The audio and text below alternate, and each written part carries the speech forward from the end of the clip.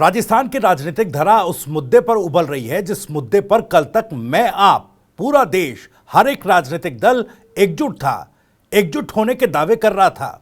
अब दावे कितने सही थे, कितने गलत, ये अब पूरी तरीके से समझा जा सकता है। मोबाइल उठाइए, ब्राउजर खोलिए, क्योंकि राजस्थान बोर्ड के 10वीं और 12वीं के नतीजे सबसे पहले tv9hindi.com पर। एकजुटता से ज्यादा तो इंतजार इस बात का था कि किस तरीके से इस मुद्दे पर राजनीति को आगे बढ़ाया जाए। खैर, आज सवाल क्या है? सबसे पहला सवाल तो यह है कि सचिन पायलट के सवालों से कैसे उठ गया राजस्थान में सियासी तूफान। सचिन पायलट ने आज फिर एक प्रेस कॉन्फ्रेंस करी और उसमें कुछ एक सवाल रखे। इन सवालों से राजस्थान में सियासी पारा हाई हो गया है। दूसरा सवाल यह है कि तिरंगा यात्रा से परेशान या कांग्रेस का यह है क्रेडिट वॉर। जिस तरीके से भारत पाकिस्तान के बीच सैन्य संघर्ष हुआ, पहले भारत ने पाकिस्तान पर आतंकी ठिकानों के होने के चलते कार्रवाई की और उसके बाद पाकिस्तान ने जब नापाक हरकत भारत में कोशिश करने की जरूरत की तो भारत ने उसी अंदाज में, उसी भाषा में उसका जवाब दिया। अब इस मामले पर सियासत भड़क रही है देश के अंदर। अब ये सियासत में जो सवाल उठ रहे हैं, क्या वो वाकई जरूरी हैं या फिर अपने अपने सियासी क्रेडिट वॉर के लिए ये सवाल पूछे जा रहे हैं। तीसरा सवाल है, देश की एकजुटता पर सियासत का नैरेटिव क्यों गढ़ा जा रहा है। और चौथा सवाल, अमेरिकी राष्ट्रपति डोनाल्ड ट्रंप के पोस्ट पर राजस्थान में हल्ला क्यों हो रहा है। इन्हीं तमाम सवालों के जवाब आगे टटोलने की कोशिश करेंगे। वीडियो में आगे बढ़े, लेकिन उससे पहले आपको बता दें, राजस्थान की राजनीति, उसके सटीक विश्लेषण और अंदर की खबरें दिखाने वाला स्पेशल शो इनसाइड स्टोरी के साथ मैं हूं भविष्य त्यागी। जो पॉलिटिकल पार्टीज कल तक कह रही थी कि हम आतंकवाद के खिलाफ सरकार के साथ खड़े हैं, वही दल आज सीजफायर होते ही सरकार पर हमले करने लग गए हैं। सवाल यह नहीं कि कांग्रेस की सोच क्या है, विपक्ष की सोच क्या है, सवाल यह है कि क्या इस देश में अब सेना की जीत पर भी, देश की जीत पर भी राजनीति होगी। दरअसल कुछ ही घंटे हुए थे ऑपरेशन सिंदूर की निर्णायक कार्रवाई को। सेना ने आतंकियों के अड्डे तबाह कर दिए, पाकिस्तान को कड़ा संदेश दे दिया, कई एयरबेस उड़ा दिए गए। लेकिन जैसे ही भारत ने सीजफायर की घोषणा की, उधर कांग्रेस ने मोर्चा खोल दिया। कांग्रेस के कई नेता सामने आए। सचिन पायलट ने भी आज प्रेस कॉन्फ्रेंस करते हुए कई सवाल दागे।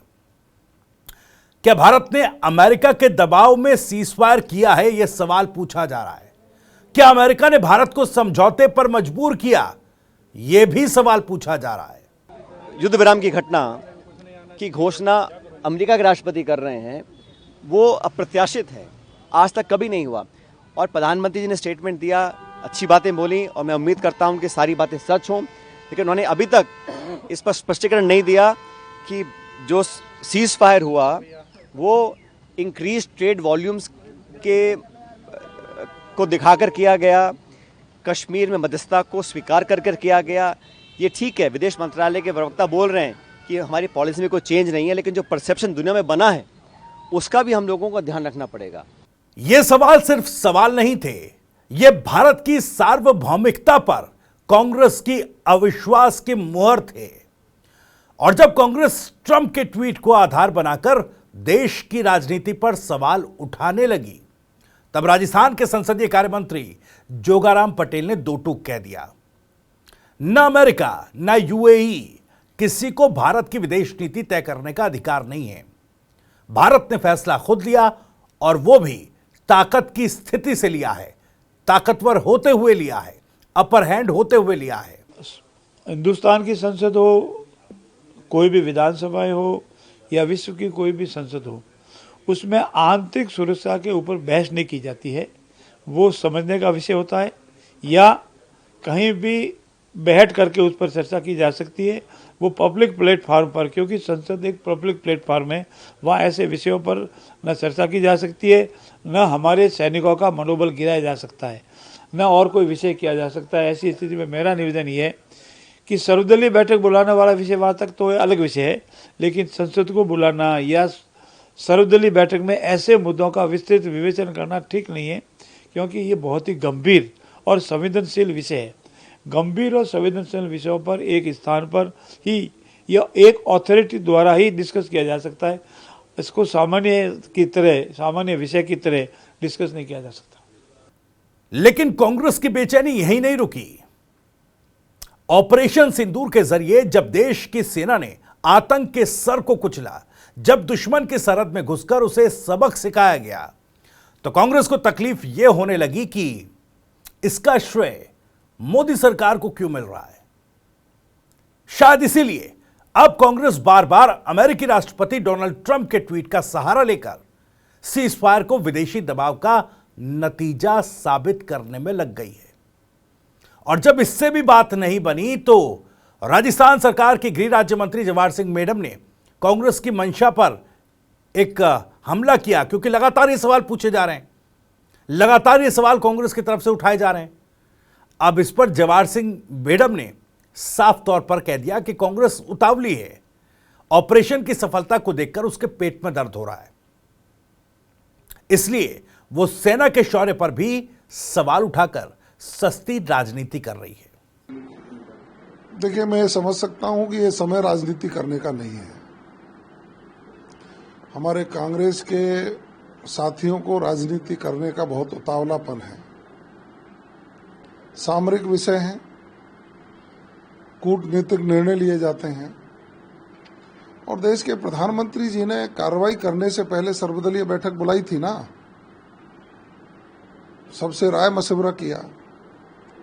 अब जो विषय है कि देश की संप्रभुता अक्षुण्ण रहे और देश का जो वैभव है वो बरकरार रहे, उसके लिए क्या कूटनीतिक रणनीतिक निर्णय होंगे, उनको एकदम उजागर करने के लिए उतावलापन नहीं करना चाहिए। तो क्या सीजफायर से कांग्रेस को दिक्कत है, या इस बात से जलन है कि भारत ने आतंकवाद को मुंहतोड़ जवाब देने के बाद बिना झुके खुद की शर्तों पर युद्ध विराम घोषित किया? जब पाकिस्तान घुटनों पर था, जब अंतर्राष्ट्रीय बिरादरी भारत की निर्णायक कार्रवाई की तारीफ कर रही थी, तब कांग्रेस सवाल उठा रही थी कि क्या अमेरिका की मध्यस्थता से भारत झुक गया? अब सवाल देश पूछ रहा है, क्या यह वही कांग्रेस है जो खुद कंधार में आतंकियों को छोड़कर आई थी?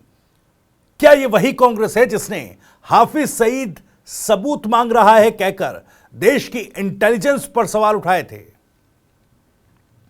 देश यह भी नहीं भूला कि जब जब सेना ने दुश्मन को करारा जवाब दिया, कांग्रेस के चेहरे पर कहीं ना कहीं वो शिकन देखने को मिली है।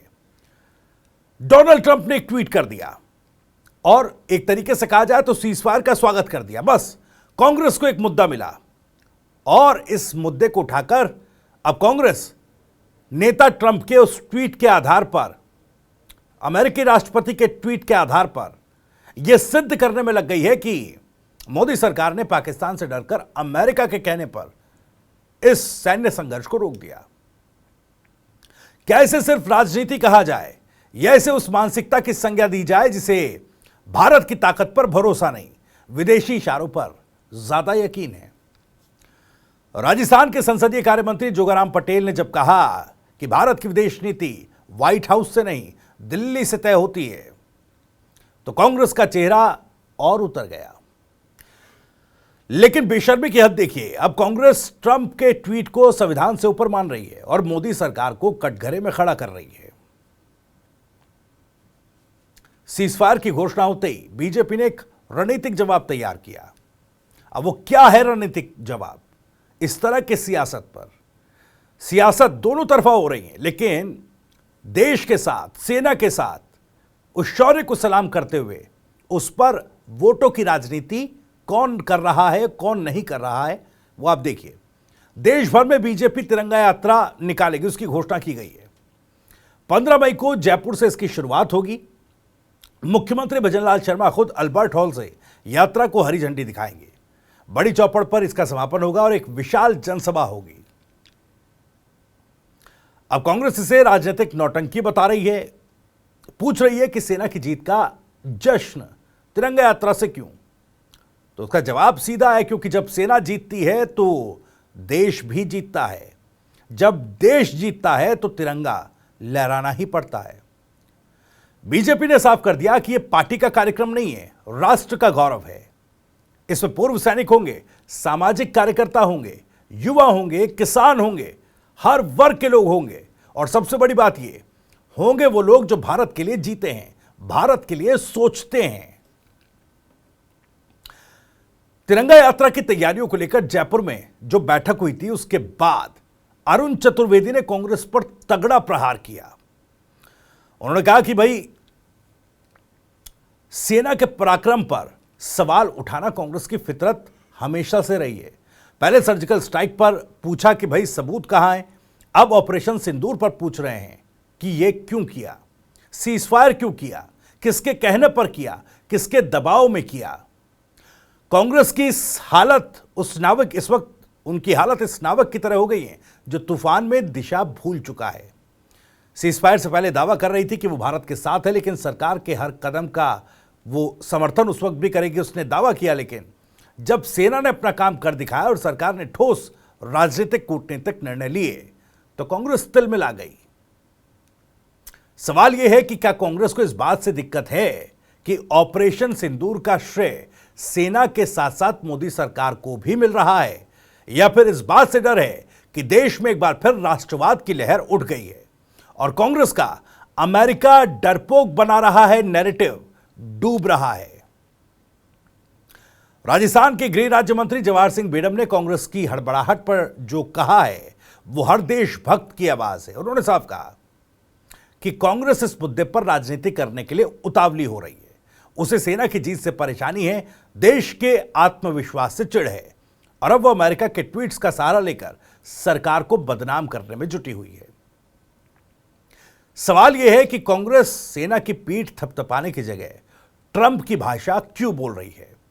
जब पूरा देश कह रहा है, सेना ने जवाब दे दिया, अब सरकार ने ठोस निर्णय लिया, तब कांग्रेस पूछ रही है कि क्या अमेरिका ने कहा, क्या भारत की संप्रभुता पर कांग्रेस को भरोसा नहीं रहा। 15 मई से जयपुर में शुरू हो रही तिरंगा यात्रा एक साधारण रैली नहीं है, यह देश के भीतर खड़े उस गुट को जवाब है जो विदेशी नैरेटिव पर भरोसा करता है लेकिन सेना के पराक्रम पर शक करता है। मुख्यमंत्री भजनलाल शर्मा इस यात्रा को हरी झंडी दिखाएंगे। बड़ी चौपड़ चौराहे पर एक जनसभा होगी जिसमें देश की आत्मा बोलेगी, देश का जनगण बोलेगा और बोलेगा सेना का अपमान नहीं सहेगा हिंदुस्तान। बीजेपी ने इस यात्रा को पार्टी इवेंट नहीं, जन आंदोलन का स्वरूप दिया। इसमें पूर्व सैनिकों को आगे रखा गया, समाज के बुद्धिजीवी, व्यापारी, महिलाएं, युवा सब शामिल होंगे इसमें। बीजेपी का यह वो तरीका है जो कांग्रेस के राजनीतिकरण के आरोपों को ध्वस्त कर रही है और खुद को एक राष्ट्रवादी आंदोलन के नेतृत्वकर्ता के रूप में स्थापित कर रही है। लेकिन यहां पर कांग्रेस बाज आने को तैयार नहीं। अब उसके नेता कह रहे हैं कि बीजेपी सेना की जीत का जश्न मना रही है लेकिन पीओके अभी भी पाकिस्तान के कब्जे में है। तो अब सवाल यही है कि कांग्रेस बताए कि 60 साल सत्ता उसके हाथों में रही, तब पीओके को क्या वो भजन गाकर वापस लाने की कोशिश कर रही थी। मोदी सरकार ने पहला कदम उठाया है, आतंक को उसी की भाषा में जवाब दिया, सेना को खुली छूट दी, सीमा पार कार्रवाई की, दुनिया में पाकिस्तान को अलग थलग किया और फिर सीजफायर को राजनीतिक दाव नहीं सामरिक नियंत्रण के तहत अंजाम दिया। और कांग्रेस है कि ट्रंप के ट्वीट्स पढ़कर टेलीप्रॉम्प्टर वाले नैरेटिव से देश की विदेश नीति तय करने में लगी हुई है।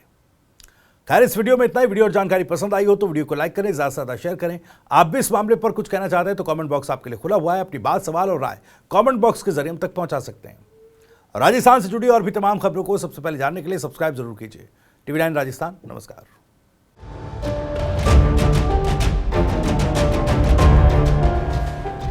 अब रिजल्ट का नहीं होगा कोई कंफ्यूजन। राजस्थान बोर्ड के 10वीं 12वीं के नतीजे सबसे पहले यहीं TV9hindi.com पर।